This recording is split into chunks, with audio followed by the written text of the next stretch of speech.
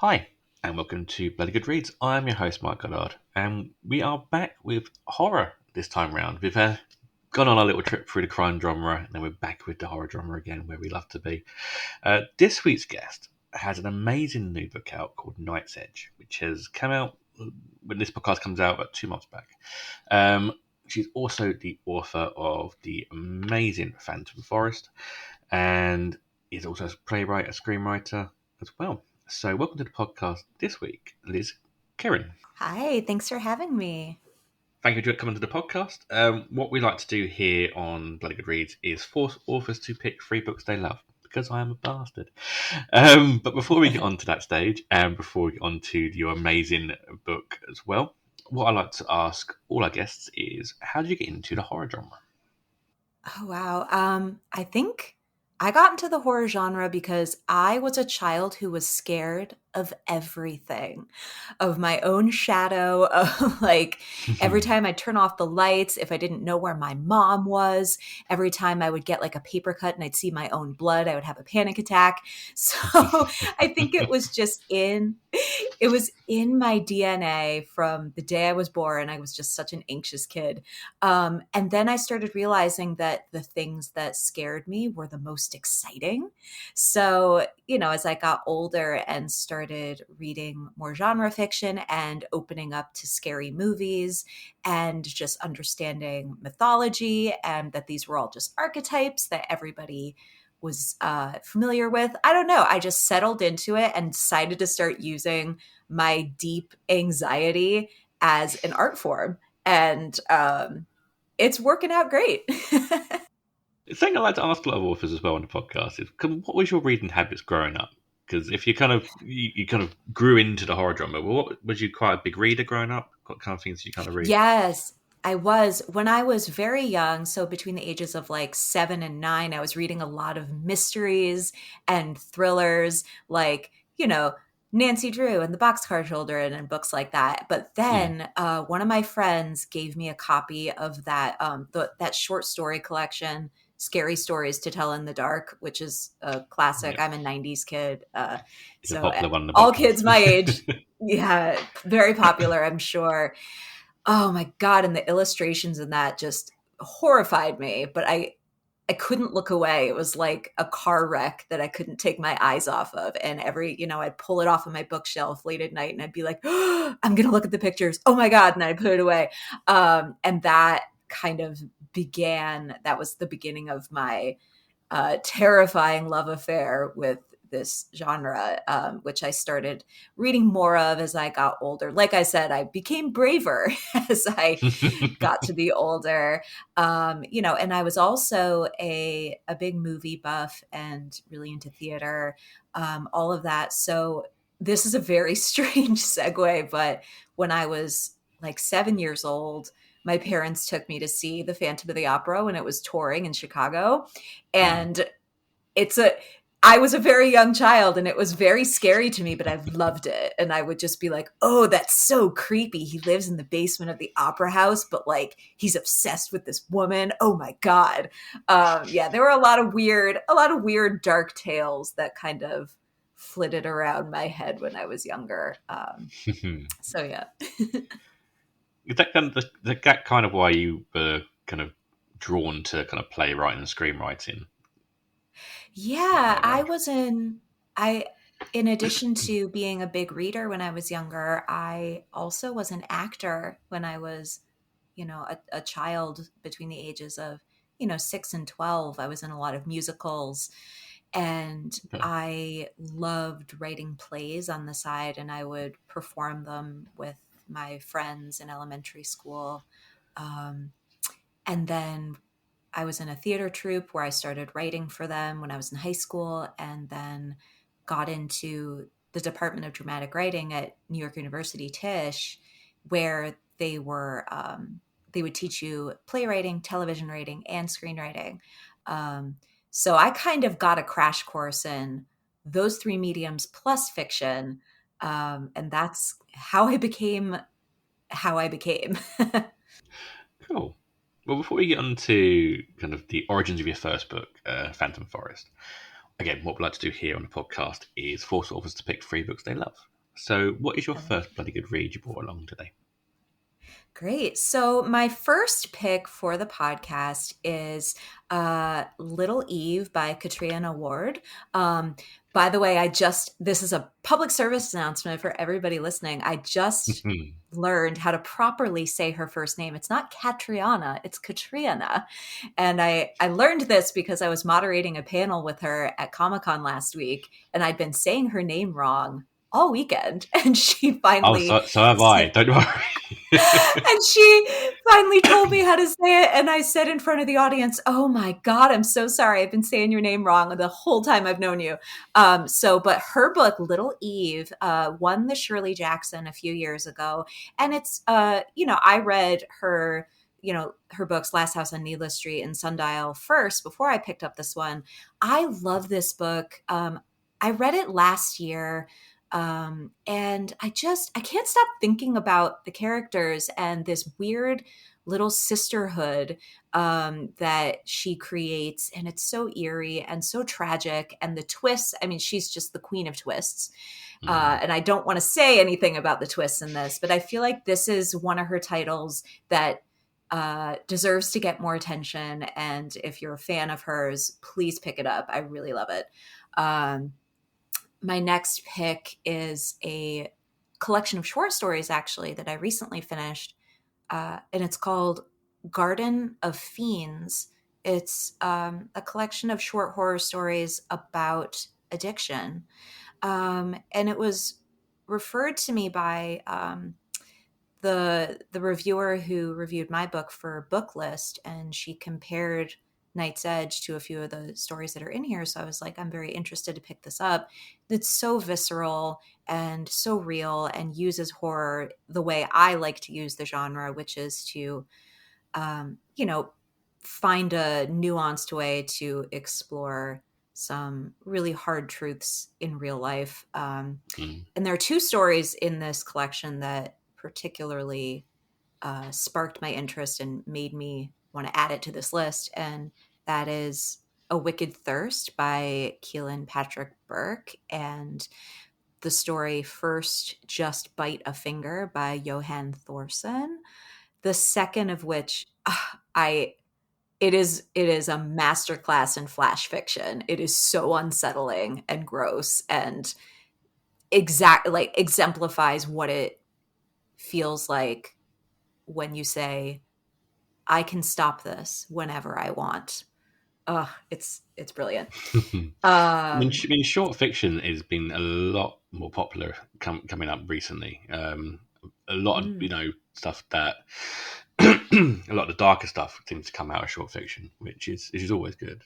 But I find short fiction, when you're dealing with very dark subject matter, it's a digestible way to make a huge dramatic impact, that you're not, you kind of get in and get out and you make your point, and it goes through your heart and out your back, and then you're done, and then you just get to sit with it for a while. I think that's a brilliant experience. And my third title here is a book that's not out yet, but I've been lucky enough to read an advance copy. It comes out on Halloween this year, actually, and it's perfect. It's Nestlings by Nat Cassidy, who wrote the book Mary, An Awakening of Terror, which I also recently read. But Nestlings is also an homage to vampires in its own unique, twisted little way. And it has to do with a young couple who are living in New York, who win the housing lottery to move into a luxury building with their baby daughter,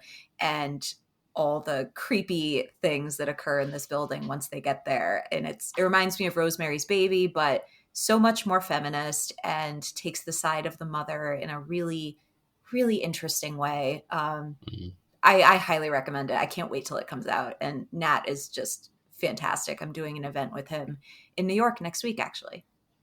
He's coming on the podcast in a couple of months. So I'm actually quite looking forward to talking to him, actually. He's the best. Yeah. 3 really good picks. I mean, Katrina Ward is obviously amazing. I love Sundial. but I do need to read Nestings before I get that on as well. So very Yes. three amazing choices. So Thank yes, you. ones to add to my collection. I've already got Little Eve on my shelf. I haven't read it yet. Oh, great. Okay, go for it. So it's on the list. Awesome. So let's go to your first book. So when did the kind of urge to kind of get into fiction writing happen for you, and where did the kind of the idea for Phantom Forest come about? Yeah, I'd been writing fiction throughout my teenage years and into college, but like I said, I went to NYU Film School, so I was doing screenwriting, television, playwriting as well. Um, so I wasn't doing as much fiction, but I kind of concocted the idea for Phantom Forest when I moved from New York to California, and I was very lonely. I was confused about my career, and I was working an assistant job that I was quite unhappy at. And I started writing this really dark, twisty little fantasy story during my lunch breaks on Google Docs. I would go down the street, get a sandwich, and then come back to my desk and put my headphones on and just type away for an hour. And over the course of a year, I had this book, and I had written one full length novel prior to that I didn't do anything with, and probably never will. It was, as they call it, the trunk novel. But this one, I I was really, it's for those who haven't read it, and it came out as a very small release a few years ago, so not a lot of people have read it, but it's a story about what would happen if human beings discovered the truth about the afterlife, and it revolves around this demon and a young woman who gets caught up in a human sacrifice ritual that goes horribly wrong. So it's very dark and very peculiar and draws upon mythology from all sorts of different historical sources, because it deals with the question of what happens to us when we die and how humanity has done nothing but obsess over that question, for all of human history. Mhm. So yeah, I loved the process of writing that, and then I rewrote it and rewrote it and rewrote it. I was only like 23, 24 when I did the first draft of it, and it was published when I was 30. So that gives you an idea of how many drafts I did of it and how long it took to finally get out there. And I hope I had intended it for it to be the first of a trilogy. And other things just happened in my life, and I'm hoping to revisit it again really soon, because I miss those characters in that world. So hopefully you haven't seen the last of them. Awesome. So obviously from there you've gone on to a new series because you've got obviously two books in the new Yeah. series. So your brand new book, Night's Edge, a vampire Mhm. novel, mother and daughter vampire novel, which is a nice little addition to the vampire genre. Are you a fan of vampires generally, or kind of? Not really. So I actually, when I was younger, I loved the Interview with the Vampire movie when I was a kid, with the one with Brad Pitt and Tom Mhm. Cruise and Kirsten Dunst. But and then later read a few Anne Rice novels, which was fabulous. But I missed the whole Twilight rage. Um, I was a little bit on the outside of that, felt like maybe I was a little old for it. I don't know.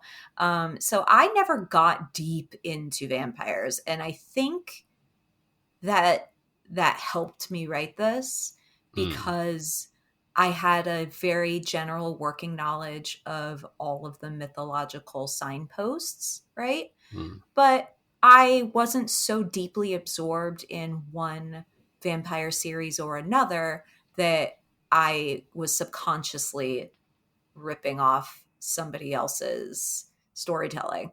Um, so I think that me not being that vampire girl kind of helped me write this. Yeah, so you got kind of less the kind of romantic vampire kind of route and more like the Byzantium kind of route, where it's a bit more kind of a darker kind of a route. Would you say that, or Yes, yes. I mean, what I wanted to do was almost, because the gothic vampire genre um, is also its own thing. And it has traces of romanticism in it as well. I wanted to move away from all of that and place it in the present day in America with, change the relationship that the protagonist has with the vampire. Because usually, in so many of these classic vampire stories, you have a protagonist who is either the vampire itself or its intended victim, who is constantly battling, like, how do I feel about this person, etc. um, and I decided to use the vampire trope to explore codependency in families, specifically between parents and children. um, So that was my way in. And I found very quickly that a lot of the um, a lot of the vampire mythology loans itself really well to the psychology of things like parentification, which is when a child takes on the role of a parent for a parental figure who, for whatever reason, is unable to parent. Um, and giving up one's youth, one's lifeblood to sustain somebody else. And that's the crux of this story, really. okay? It's a really good story. I have to admit, I've Thank you. been reading it gradually because I am very very slow at Mhm. reading. But no, I am loving the story, and it's got that nice little dark edge and that kind of more personal edge as well, which adds a lot to the story. So, Mhm. for people who haven't obviously read the story yet, can you tell us a little bit about the plot of the story? Sure. So it revolves around a young woman named Mia who, when she was 10 years old, her mother was infected with this incurable disease called Saratov syndrome by a boyfriend. And it basically, has symptoms reminiscent of vampirism. She suddenly finds she can't go out in the sunlight, has to subsist on human blood, and her 10-year-old daughter is caught in the middle of this and has to help her mother learn how to survive, especially when this horrible boyfriend just like leaves them high and dry. So Mia finds a solution to help her mother hide from people who would lock her away for her condition and keep her from hurting people in their community by giving her a dose of her own blood every night. And this continues for 13 years. And then we meet Mia when she's 23, and they are still living together. And Mia has given up so much of her youth and her own coming of age and adulthood to look after her mom. And they've both started growing resentful of each other in different ways. And they reach a crossroads when Izzy, Mia's mother, reconnects with her old boyfriend who infected her 13 years ago. And Mia meets a young woman named Jade, who she realizes she has feelings for and has this late in life queer sexual awakening that she's so afraid to tell her mom about. And both of them are grappling with what would it mean to loosen this bond, and what are the stakes if they ever moved away from each other.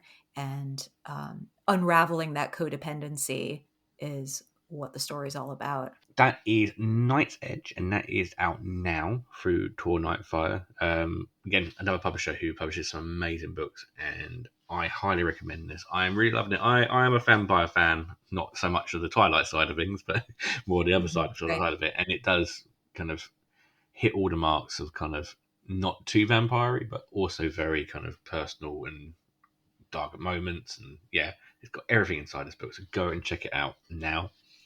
So First Light, which is the follow up, so that's coming out in 2024. Is there much you can say about this one? Or Yes, I can say a few things. I think it's complicated to explain too much about the plot without revealing spoilers exactly. for the end of Night's Edge. But it basically follows Mia after this massive crisis of faith with she and her mother, and when she's trying to move on with her life, but realizes she never will until she vindicates her mother by tracking down her ex-boyfriend Devin, who is the one who infected her.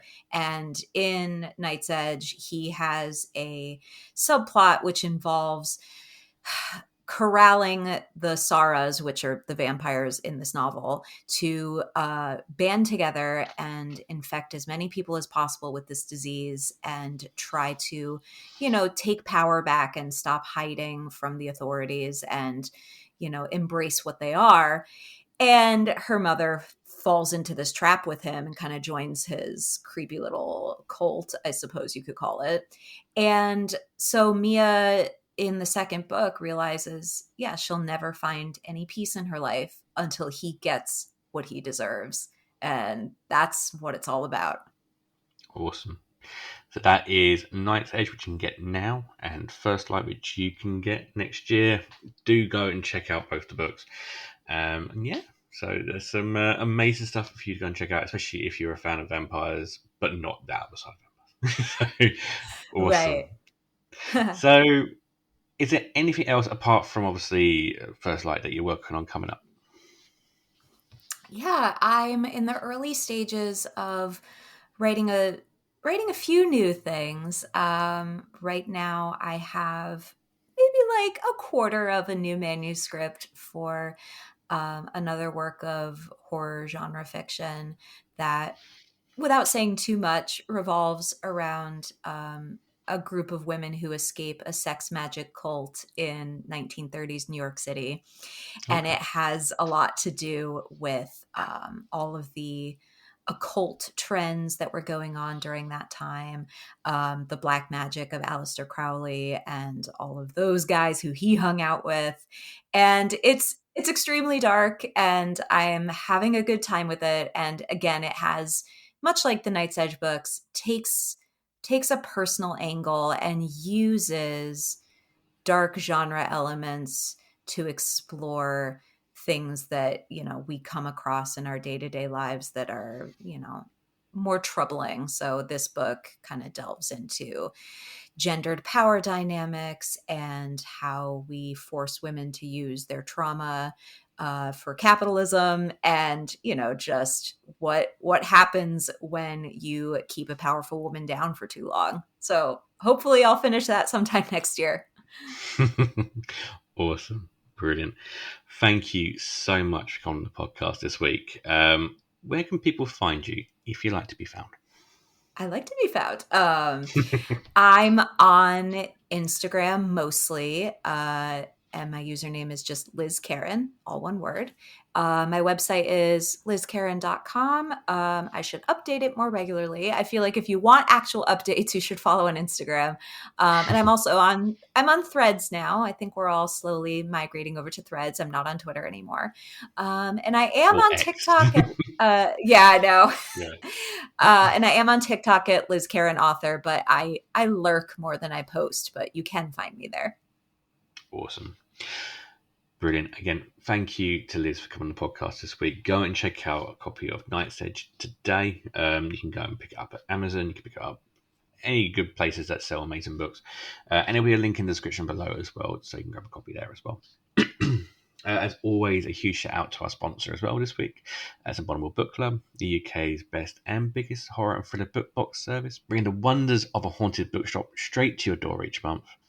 You can get the Bare Bones box, which is just the books, which is absolutely fun and amazing, or you can get the Full Guts box, which is a brand new book, a possibly haunted second-hand book, and also another indie title. You get some UK snacks, some drinks, badges, sometimes a little bit of extra stuff in there as well. It's an amazing book box, and I highly recommend going and checking them guys out. Use the code BLOODYGOODREADS at checkout to get 10% off your box as well. And go and check them out today. We've got some amazing signed copies coming up. You don't want to miss this out as well. As always, you can catch me over on X, Twitter, whatever they're calling it now, at Bloody Good Reads. You can catch me over on Threads at Bloody Good Reads, Instagram at Bloody Good Reads, and also over at the bloodygoodreads.co.uk website, where we have book reviews, film reviews, and a whole load of other stuff coming up as well. You can check that out. And also catch us every month on our sister podcast, which is Bloody Good Screen Movie Club, where myself, Niall, Chloe, and Marcus review movies of all random ends of the cinema. The next episode coming up will be our Alien, Predator, and Alien vs Predator episode, and we've also got our summer movies coming up the month after, which the guys have picked some interesting choices, to say the least.